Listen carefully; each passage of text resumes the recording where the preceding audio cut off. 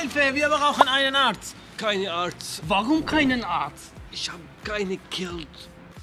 Kein Geld? Stopp! Heute geht es um etwas, das jeder in Deutschland haben muss. Die Krankenversicherung. Auch du brauchst eine Krankenversicherung, sobald du deine Aufenthaltserlaubnis hast. Die Krankenkasse bezahlt die Kosten, wenn du zum Beispiel zum Arzt gehst. Sie bezahlt auch einen Teil deiner Medikamente. Wer zahlt aber bei einem Notfall wie bei Arma? Welche Krankenversicherung solltest du wählen und wer bezahlt die Krankenversicherung? Das alles erkläre ich dir jetzt in einfacher Sprache. Los geht's!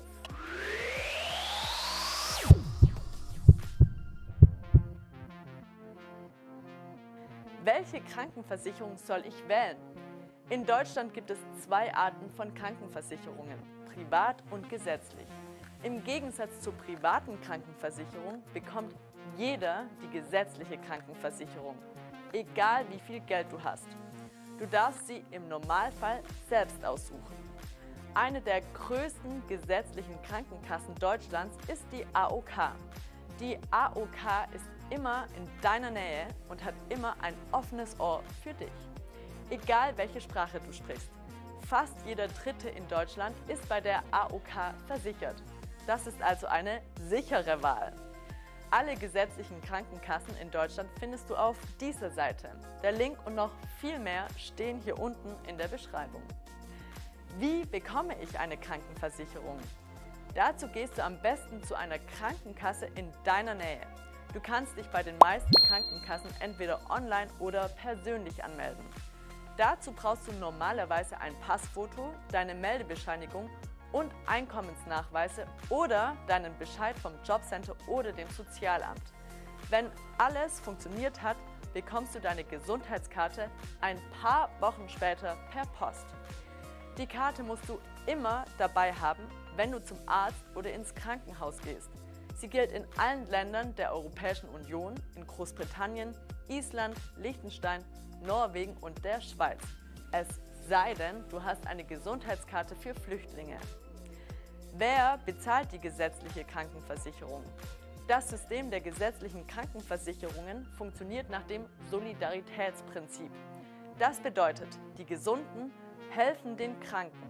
Also, alle gesetzlichen Versicherten werden gleich versorgt, egal wie alt sie sind, welches Geschlecht sie haben oder wie viel Beitrag sie zahlen.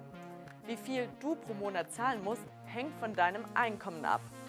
Je weniger du verdienst, desto weniger musst du zahlen, bekommst aber die gleichen Leistungen. Du zahlst mindestens etwa 123 € pro Monat. Außerdem kannst du deinen Ehepartner und deine Kinder ohne Extrakosten unter bestimmten Voraussetzungen mitversichern. Wenn du Arbeitslosengeld bekommst, dann zahlt Deutschland für deine Krankenversicherung. Wenn du einen Minijob hast, selbstständig bist oder studierst, dann lass dich bei deiner Versicherung beraten. Wenn du arbeitest und mehr als 520 € pro Monat verdienst, dann zahlst du 50% und dein Arbeitgeber die anderen 50% der Krankenversicherung.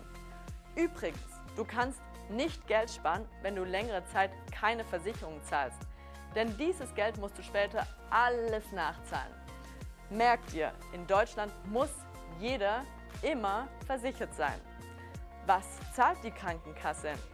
Alle gesetzlichen Krankenkassen zahlen komplett oder zum Teil, wenn du einen Notfall hast und ins Krankenhaus musst, wenn du zum Arzt gehst, wenn du ein Kind bekommst, wenn du ein Medikament vom Arzt verschrieben bekommen hast oder wenn du zum Psychiater gehst, sofern er von der Kasse zugelassen ist.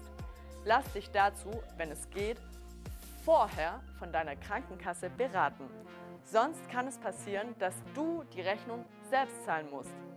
Je nach Krankenversicherung kommen noch weitere Leistungen hinzu. Für Geflüchtete ohne Aufenthaltserlaubnis sind die Leistungen normalerweise eingeschränkt.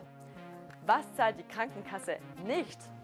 Die gesetzlichen Krankenkassen zahlen nicht Medikamente ohne Rezept, neue Zähne nur um schöner auszusehen, komplette Brillen und Schönheitsoperationen.